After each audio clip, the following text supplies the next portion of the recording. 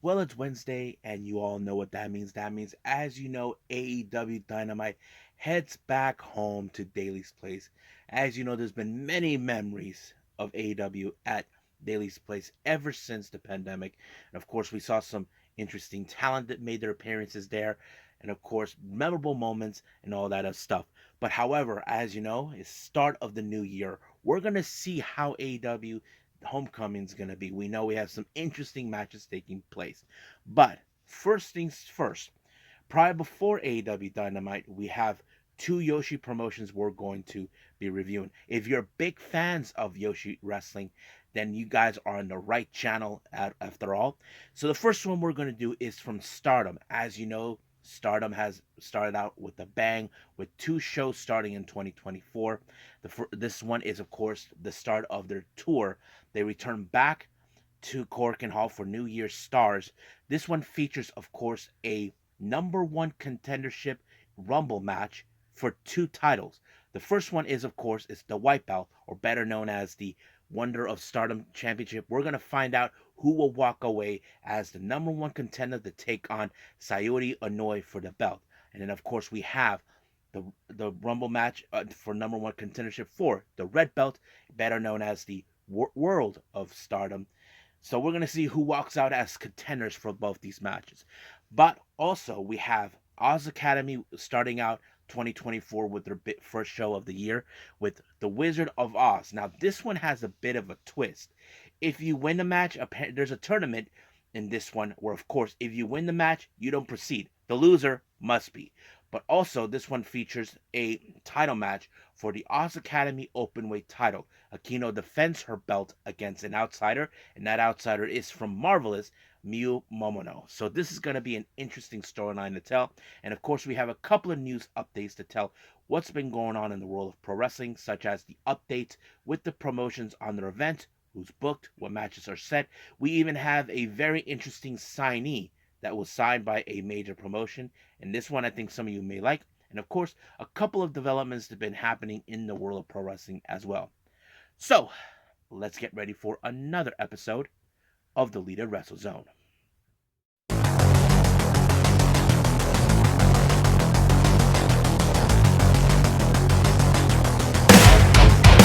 Are you ready?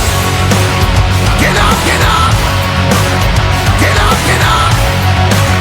Get up, get up! Get up, get up! Get up, get up! Get up, get up!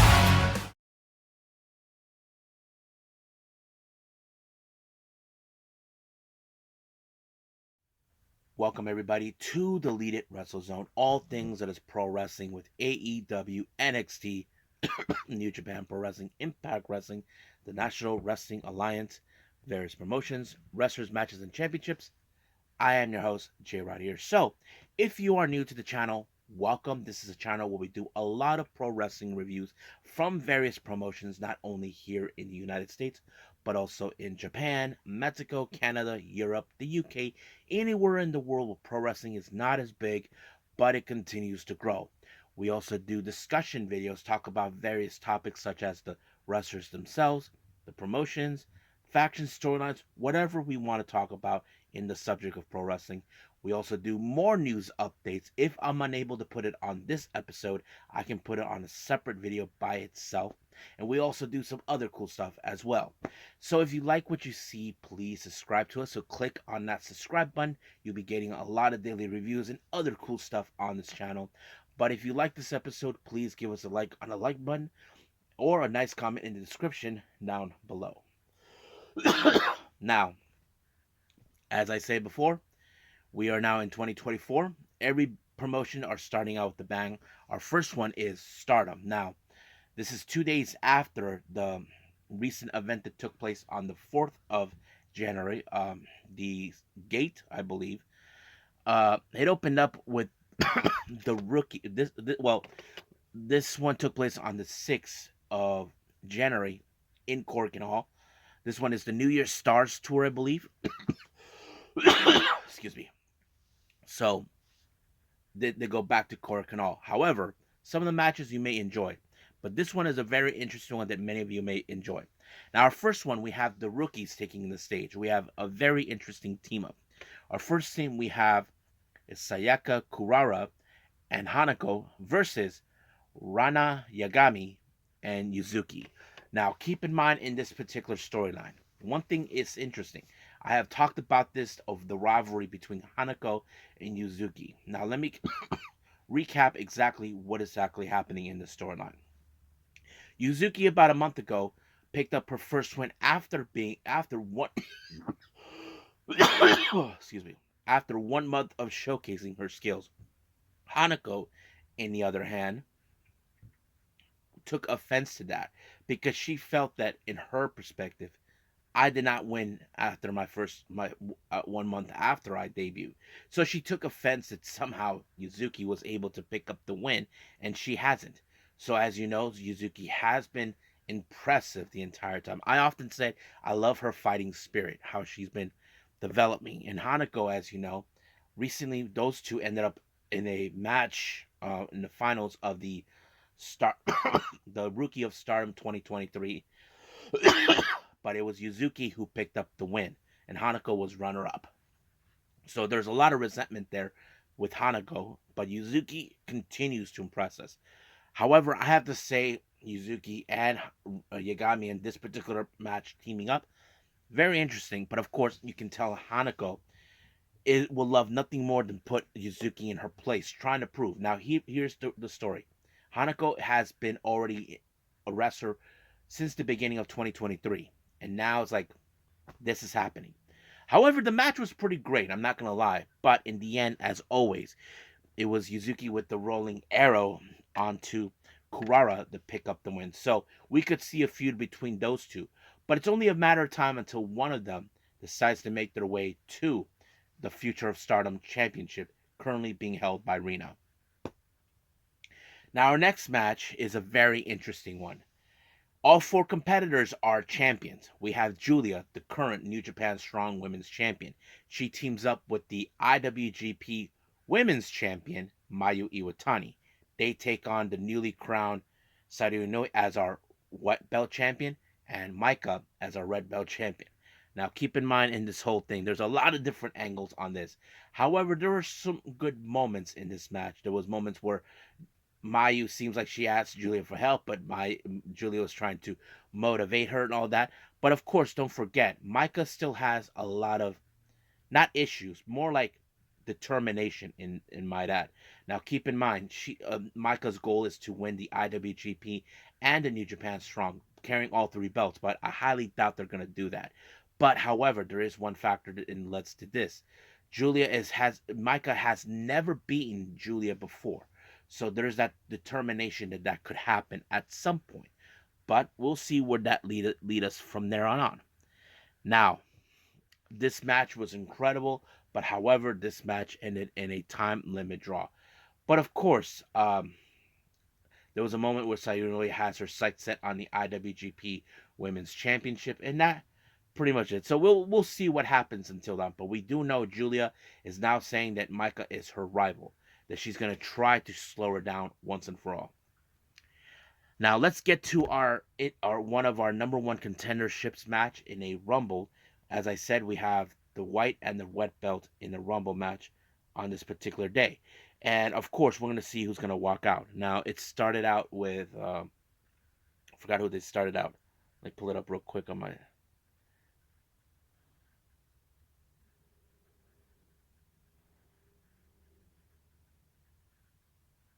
Oh, here it is. Okay. So this is how it will the entirety of the match went down. Yuna Mizumori was eliminated. Ruka was eliminated. Azumi was eliminated. Rina, Saya Saki Kashima. Now, something interesting with Saki Kashima. You guys know that she tries to be a clever wrestler. During most of the entirety of the match, there was a moment where you can see that she was giving Hanako a massage. But of course, she got eliminated. That was going to happen one way or the other. Fukigen Def gets eliminated, but it was Hazuki who eliminated Mei Sira. But Starlight Kid and Hana were the last two. That match was incredible, I have to say. I think many fans would wanted to see Hana to win this one, but however, Starlight Kid, I know for a fact she has long desired for the white belt for as long as I can remember. But she was the one who picked up the win against Hanan with the Tiger Suplex, and just like that. Now, during the post match, she calls out Saori Anou, and she looks at Anou in disgust. Now, those who know this in Japanese culture, in the Japanese wrestling world, how it works, they don't like outsiders taking their belts. They consider that a disrespectful thing for anybody to do. So Starlight Kid is 100% confident to believe that she will dethrone Saori Anou and bring back the belt to Stardom. But of course, Saori Anou, I know she can play both bad and good at the same time, but she's not playing. Of course, she will always try to get in the head of Starlight Kid. However, Starlight Kid has called her shot that she wants this match to happen on February 4th in Osaka. So I'm sure that will be official. Now let's jump into the Wonder of Stardom Rumble match, number one contender Rumble match. We had tons of wrestlers on this one, and I know for a fact there's a few that I thought could be the possibility competitors. Now, this is how the elimination went down. Once again, we have Ami Suri being eliminated, Suzuki, Natsuko Tora, Megan Bain, Mei Sira, Saki Kashima, Suri and Utami Ishii were eliminated themselves. But however, the final two were in fact a very interesting bunch. Sayaka Mitani and Mina Shirakawa. Now, who could forget back in April, it was Mina who dethroned Sayaka Mitani for the white belt. But it was no secret after Sayaka Mitani, who in fact lost the white belt, has now pointed out the obvious to her. Now, much like Tam Nakano, she viewed that the next step is the red belt. So that was the very thing. But whatever. But here's the thing: I think Mina, many people were kind of thought that maybe Mina would have had the opportunity because she has long desired for that belt. But however, that's when things change. It was um, Sayaka Kamitani with a brand new move called the Phoenix Strike, which is like a gut wrench slam, and she picked up the win on Mina. However, you know that Micah will get in her face. But here's a fun fact that many people may or may not remember.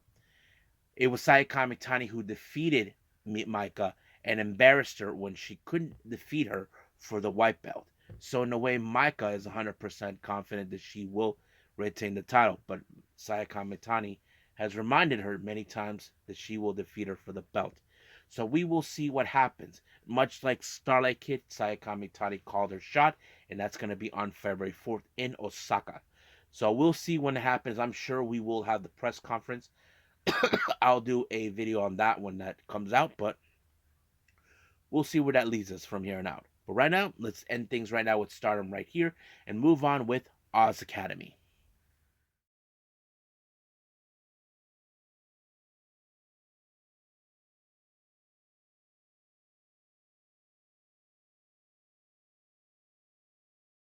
Okay, Oz Academy, The Wizard of Oz. This took place on the 7th of January at Shinjuku FACE. Now, they had an interesting tournament that I did not notice what it was because I didn't realize this. Now, when you guys see a tournament, the winner actually moves on to the next round. Well, this one was the opposite. The loser proceeds to the next round. It's more like something I don't know what to make of it. So I'll explain how. We start with our first round matches. We have Mayumi Ozaki, of course, the promoter and the leader of the villainous faction known as Ozaki Gun. She brought her dirty cop in tow. She faces Ram Kaicho, but that piece of garbage of a dirty cop attacked Ram Kaicho, hoping that would put her down. But however, that did not do any well because it only took 55 seconds flat by Ram Kaicho to put um, Mayumi Ozaki in an inside cradle, and of course she's out. Mayumi goes on. She couldn't believe that happened. I think Mayumi wanted out of the tournament. That's why she brought Dirty Cop. But did it work? No. But we will see Dirty Cop too many times on this. Anyway, our next match we have Kohaku versus Yu. Now, Kohaku, she has like that powerhouse mentality, but she does not have the physique as Yu. Now, you could say there's an unfair advantage, perhaps, but it was Yu who picked up the win with a big splash. She's out of the tournament, but Kohaku actually proceeds on. Next up, we have Izuki Aoki taking on Tsubasa Kuragaki. Um, they both have like the same kind of attitude, but Aoki, who I've known since watching her, she has an attitude where she does have the fighting spirit, but is it enough? The answer to that is hell to the no. So basically, what happened is she lost after Kuragaki applied a lariat, and it was over right from there. So Kuragaki's out. Aoki continues on. Next match, we have Kaori Yonoyama taking on Sonoko Kato. I thought this was a very interesting match. Of course, there was going to be a bit of the high speed mentality with Yonoyama in this match, and it did pay off when she applied a roll up onto her instead of an O'Connor roll, but it was effective to pick up the win. As Yonoyama is out, Kato continues on. Our final match, we have, of course, the Menace in pro wrestling, and of course, one of my favorites to enjoy, Momoka Hanazono taking on Ryu Mizunami. Now, of course, Ryu Mizunami is a bit of a powerhouse, but I often said that Hanako is a bit of a menace in the ring. She is a very unorthodox wrestler. She plays not dirty tricks, but some tricks that would help her out, like put bubbles in your opponent's faces, play like these stream pop-up streamers, all of that. That kind of played out. However, you would have assumed as a fan that Ryo Mizunami was going to pick up the win because of her powerhouse. Well, that did not do any well because it was, of course, Momoka Hanazono with a inside cradle to pick up the win. So she's out of the tournament. That means Ryo Mizunami proceeds on. Now let's jump in with two matches involving a roundhouse match. However, one particular wrestler who lost her match will not be participating in this. So basically, she gets a bye, and that person turned out to be Ryu Mizunami. Now, our next match, we have Mayumi Ozaki taking on Kohaku. Now, as I said before, Mayumi Ozaki has her little sidekick by her side, Dirty Cop, showing up to do her dirty work. Now, of course, there was going to be misfires because that's always happens. But Kohaku somehow survived against Dirty Cop, but it took only I'm not sure if it was a schoolboy or schoolgirl, as you call it, on Ozaki to pick up the win for her to be eliminated and Ozaki to proceed on. And I'm sure Ozaki Gun is not thrilled that she had to continue. I think she wanted to win this match so she can basically not proceed. So yeah. Now, our next match, we have Izuki Aoki taking on Sonoka Kato. I thought this match was going to be fun and interesting, but nonetheless, it was a pretty good match. But it was Aoki who picked up the win with the pinfall and picked up the win. Now, our next match, we have a very interesting trios match. We have the members of Ozaki Gun, Kakeru, Saori Anou, and Maya Yukihi. They take on Zones, Rina Yamashita, and Hiroyo Matsumoto. I thought there was a good cohesion between both Matsumoto and Zones. They've always had a good chemistry, but combined with Yamashita, that's even tripled the whole thing. And poor Sayuri Anou was in the middle of it between all three people. Now, unfortunately, it was Anou who ended up on the wrong side of the backdrop driver by Matsumoto to pick up the win. I thought not bad. So that's now this match was a non-tournament match, but let's proceed to that one right now. Now that match turned out to be a final for the tournament in the three-way. We have Mayumi Ozaki once again with that dirty cop in tow. As always, we have Ryu Mizunami and Sonoka Kato. So that played out pretty well, but of course, like always, that dirty cop gets himself involved every single time. But however, it was a pinfall by me by Ryu Mizunami. Well, he put both Ozaki and Kato in the same pile. One, two, three. It was over. She's out. Uh, so I don't know what this means for both Kato and Ozaki, but I'm sure this was interesting. So now our main event features the Oz Academy Openweight title. Now we had a tournament recently involved, and the winner as the number one contender is in fact Miyu Momono. Now I thought this was a very interesting storyline. Now keep in mind, it was Mayumi Ozaki who invaded Marvelous months back, and then of course Miyu Momono put the AAAW title on the line, but lost it to Mayumi Ozaki. Now, this is the last thing that anybody from Oz Academy needs is an outsider to take their belt. But Miyu Momono has been one of those wrestlers who has this fighting spirit that refuses to give up. Now, Kino has been a dominant champion on multiple occasions, but in the end, it was like a somewhat of a code red by Miyu Momono to pick up the win and become the brand new Oz Academy Openweight champion. However, Hakino realized that she screwed up and she's in disgrace. Her friend Sonoka Kato is not happy with the idea that she lost these belts. And of course, Mayumi Ozaki, who is not happy at all that this happened. But I wouldn't be surprised that the blame goes to Ozaki. Now, keep in mind, Ozaki has the AAAW title in her possession. So she started this mess. So we'll see how this proceeds on from here on out. So I think right now we're okay with Oz Academy. Let's move on with AEW Dynamite.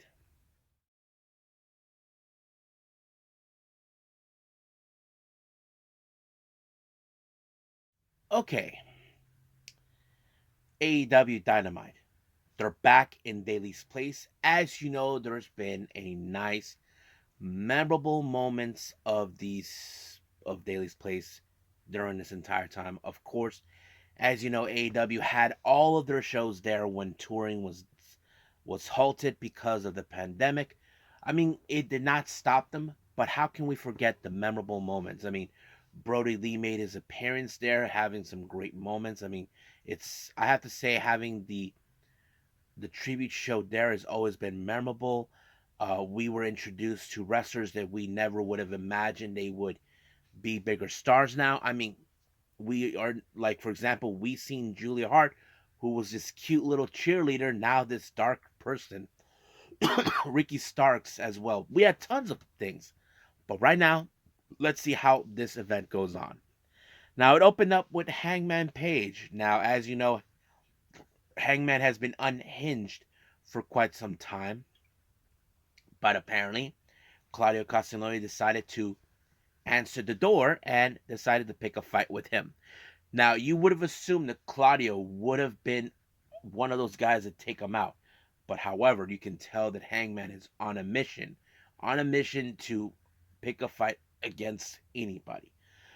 But of course, Claudio was going to keep an eye on the buckshot lariat and possibly the deadeye. But unfortunately, it did help out for him. But the second time on the buckshot lariat, nope, it didn't do any good. Hangman picked up the win. Now, our next match, we have a very interesting combination. We have Orange Cassidy teaming up with Preston Vance. They team up with Dustin Rhodes and Adam Copeland. Now, keep in mind, if you guys remember, a couple years ago, they were handpicked. Both Preston and Orange Cassidy were picked by Brody Lee Jr., or as we know him, Negative One, in a very special match of his choosing during his dad's tribute. So now seeing those two team up is very interesting. However, they take on the members of the Mogul Embassy, consistently of Brian Cage, Teo Leona, and Bishop Khan, along with the Murder Hawk monster, Lance Archer. Now, you would have assumed that there was a lot of power coming from Mogul Embassy along with Archer. But, however, You would have assumed that this match would fall in her favor, but of course, misfires happen. Apparently, um, Lance Archer misfired on Toleona, Brian Cage, and I like that. It did cause a bit of a dissension, but it did allow for um, Preston Vance to apply the disc lariat onto Bishop Khan to pick up the win. Now, during a much recent interview, as you know, we saw Rene Paquette talk to Bullet Club Gold after what just transpired. Of course, they are not happy with the result that Adam Cole played them like a fiddle. But of course, the Acclaim are saying that we should unite. We don't have to be friends. We don't have to go out and all this. So apparently, what's his name? Anthony Bowens called it. Let's call this the Bang Bang Scissor Gang. But you can tell Austin is like understanding. Yes, I mean they have a point. It's all about the numbers. They right now Juice Robinson is out, so that's the obvious thing that is going on. So we're gonna see what that leads. Now, we do see Samoa Joe make a promo. Now, as the AEW champion, he said that there's going to be some changes as who will be his challengers. He doesn't want to hear anybody complain and bitch about this on social media and all this. Now, of course, I had a feeling that he was going to make his shot, and that is Swerve Strickland. Now, as you know, Swerve, he says that he will take that belt. He said he has no personal problems with Joe. However, if Joe decides to proceed this even further, that he'll make it personal. The problem is for Joe, he doesn't like being threatened. And then here, Hangman Page once again rain on parade of Swerve Strickland, who, as you know, Swerve cannot stand the fact people getting on this. But of course, Hangman has one thing in mind as well, is proceeding back into the hunt for the AEW World Title. But when you thought things were getting good, it even got better when, of course, Hook showed up. Someone put the Hook signal, and he comes out. So basically, that's going to be interesting. And now it's official that that match will take place soon enough. Now, another backstage interview with Renee. She talks to Tony Storm about the recent signee, Deonna Purrazzo. Now, she doesn't know who she is, even though she does know. And once again, Mariah May, decided to step on a bit of her toes. But but she did state that she's going to set up a meeting to meet Deonna Purrazzo, but she called her by another type of pronunciation due to her Australian accent or so. But we'll see where that leads us from there. Now, Deonna, of course, did saw the whole thing. She even did state it about that too. So she's going to say, I'm going to have my people talk to her people. And of course, we have Red Velvet who showed up saying that they're going to stir things up together. And of course, I would like to see what's going to happen from here on out. Now, our next match, we have Sammy Guevara versus Ricky Starks. Now, of course, both these competitors do have some history in Daily's Place and history with each other in the independents. So that plays out pretty well. Now, keep in mind, this is a bit of a warm up before Battle of the Belts. Now, keep in mind, Sammy and Chris Jericho are challenging for the AEW World Tag Team titles against Big Bill and Starks. So that leads us on. But it was a pretty good match. Now, you probably would have assumed that Sammy would have tried to do something fancy like the shooting star press or go to hell to put away Ricky Starks. No, Sammy knows that that's what Ricky would expect. So he gave him a super kick and then an inside cradle. It was over. Now, when the post match was over, of course, Sammy wanted to shake Ricky Stark's hand, and here comes that big brute moron, Big Bill, to attack him, and here comes Jericho with Floyd. The entire scene went chaotic. So you know this is going to be a great match, and not to mention, the title match is a street fight. So that's going to be good as well. Now, we do have an interesting 8-woman tag match. Willow Nightingale, Chris Statlander, Anna Jay, and La Mera Thunder Rosa taking on the members of the Outcast, consisting of Ruby Soho and Saraya, along with Julia Hart and what's her name, and Sky Blue. So there's been a lot of good, interesting matches taking place for this one as well. Now, keep in mind, Ladies Place does hold a near dear moment for Anna Jay's heart. If you guys remember, this is where we actually were introduced to her, and as a member of course, the Dark Order when she was recruited by the late Brody Lee. But of course, this was going to finish, much like what we saw with Princeton. She actually picked up the win with the Queen Slayer onto Sky Blue. So I could see a very interesting match coming with Anna Jay possibly pursuing for the TBS title. So we'll see where that leads us there. Now, Wheeler Yuta, as you know, has called his shot this time, calling out Eddie Kingston, saying that he will take away the Continental title. So this will happen on Rampage. So he's 100% confident that this will go, will be that this title is meant for a guy like him. But Kingston is not going to take that likely with him, of course. And not only that, if Eddie Kingston actually wins this match, he is the first guy that beats all 4 members of BCC. So we'll see where that leads us from there. Now, we do see Roderick Strong versus Brian Keith. Good match. Of course, Brian Keith is one of those wrestlers that many fans are enjoying watching. I mean, he's a unique wrestler, as I always say about wrestlers I see. They're unique. But unfortunately, Brian Keith lost the match when Strong applied the heartache, that ending. But of course, the promo started with, of course, Undisputed Kingdom making another statement, yada, yada, yada, that sort of thing. Now, our next match, we have a Tornado Tag Team match. We have Sting and Darby Allin taking on members of the Don Callis family. Of course, we have Powerhouse Hobbs and Konosuke Takeshita. Now, of course, Don Callis wants to retire Sting once and for all in all this. But that did not work any well. I mean, Sting took very much of a beating in this match. But it was Sting with the Scorpion Death Drop on a high altitude through a table on Hobbs to pick up the win. That was insane. I mean, Sting's time with Darby must have changed him, but nonetheless, Sting picked up the win. However, the obvious question that Tony Schiavone, during the post-match comments that he put it out in the ring, who will be Sting's final opponent at Revolution? Well, I'm not sure what he was about to say, but we were interrupted by someone, or should I say, a couple of brothers we haven't seen for quite some time. And that is, of course, Matt and Nick Jackson, the Young Bucks. I was like, what? No one knows what the deal is with these guys, why they're here. But I wouldn't be surprised. I know many people will be talking. Are the Bucks going to be Sting's last opponents? I mean, we could see in Revolution Sting and Darby taking on the Bucks. That is something. Now, it's not the first rodeo they come across each other.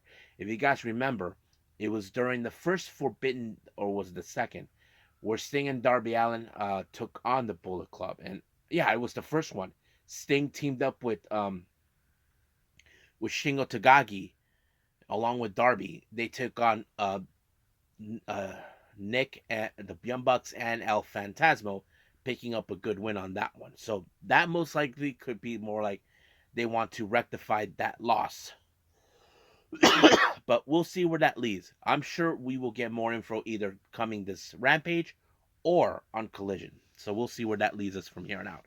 And I think that's pretty much it with all our reviews. I believe it's time for some news updates.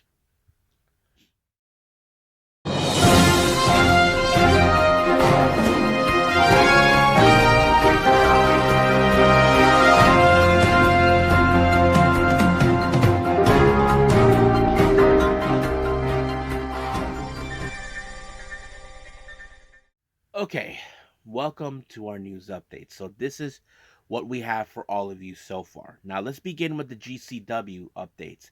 Now, they announced for the Chicago show on the 12th of January, No Compadre, they announced Mance Warner will take on everybody's favorite dad, Dan the Dad.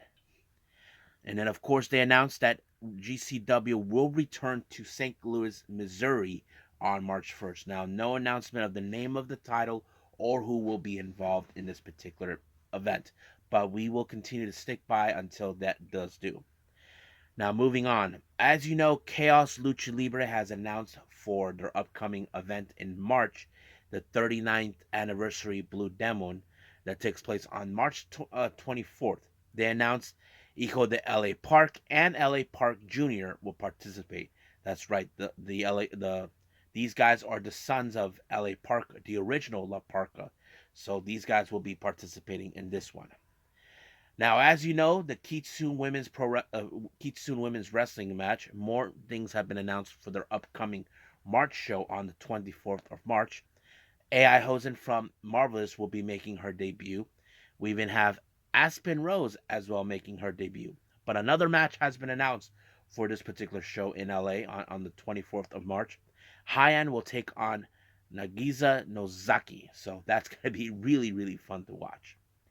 Now, on to our signees. Now, as you know, there's been a new signee for All Elite Wrestling, and that is, of course, Queen Aminata. That's right, Queen Aminata is All Elite. Now, if you guys are unfamiliarized with her, I have seen her before.